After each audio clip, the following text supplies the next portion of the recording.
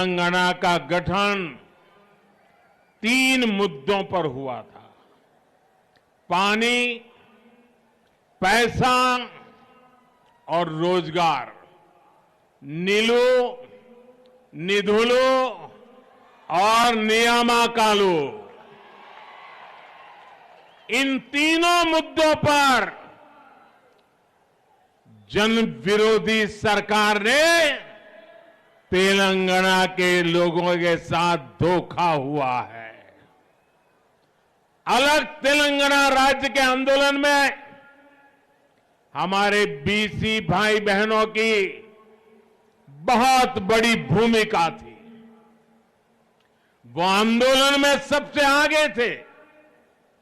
अलग राज्य के लिए हमारे कितने ही साथी शहीद हो गए थे, लेकिन तेलंगाना बनने के बाद यहां ही सरकार ने सबसे बड़ा धोखा हमारे बीसी साथियों के साथ ही किया। यहां की सरकार ने बीसी हितों की लगातार उपेक्षा की। तेलंगाना में इतनी बड़ी ओबीसी, एससी, एसटी आबादी है, लेकिन उनकी आकांक्षाओं पर बीआरएस ने कभी ध्यान नहीं दिया। वो अपने परिवार में ही लगा रहा। यहां तो बीआरएस की 2 टीमें तो साफ दिखती हैं, एक पर्दे के पीछे सी टीम भी है। ये कांग्रेस का सी है ना, ये सी बीआरएस की सी टीम है। एक कांग्रेस बीआरएस की सी टीम है। बैकवर्ड क्लास की आकांक्षाएं कांग्रेस के भी एजेंडे में शामिल नहीं है। कांग्रेस और बीआरएस दोनों के ही डीएनए में 3 बातें कॉमन है।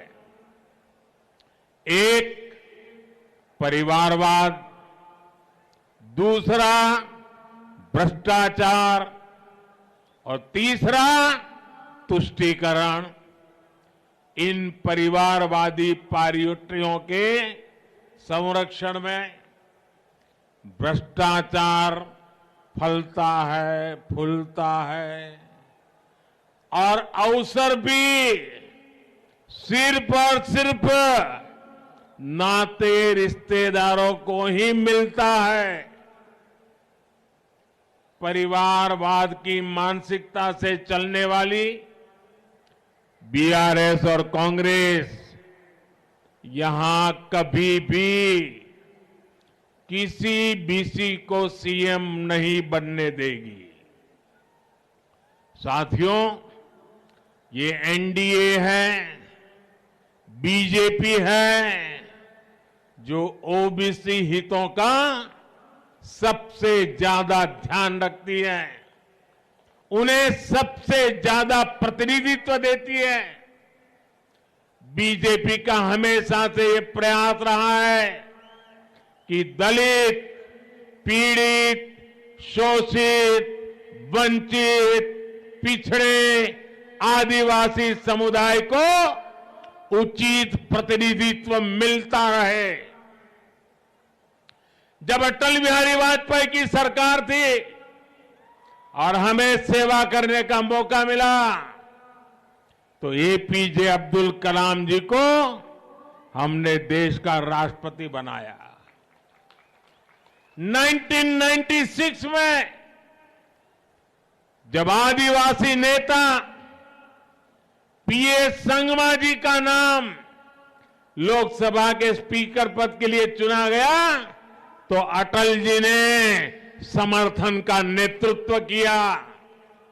2012 में राष्ट्रपति चुनाव में भी बीजेपी ने पीएस संगमा जी के नाम का समर्थन किया। एनडीए ने ही जीएमसी बाल योगी जी को स्पीकर पद के लिए नामित किया था, जो देश के पहले दलित लोकसभा अध्यक्ष बने थे। जब बीजेपी को अवसर मिला तो उसने दलित समुदाय से रामनाथ कोविंद जी को राष्ट्रपति बनाया। जब बीजेपी को मौका मिला तो उसने आदिवासी समुदाय से द्रौपदी मुर्मू जी को राष्ट्रपति बनाया। और यही मैदान है जिसने आदेश दिया था आप लोगों ने, और जब पूर्ण बहुमत बीजेपी को मिला और देश में पूर्ण बहुमत वाली सरकार का पहला ओबीसी प्रधानमंत्री बनाने का आपने मुझे अवसर देकर के एक ओबीसी का सम्मान किया था। और जैसे इसी मैदान से पूर्ण बहुमत वाली सरकार का ओबीसी प्रधानमंत्री पहली बार बना, पूर्ण बहुमत वाली सरकार का बीजेपी का सीएम भी ओबीसी पहली बार यहां बनने वाला है।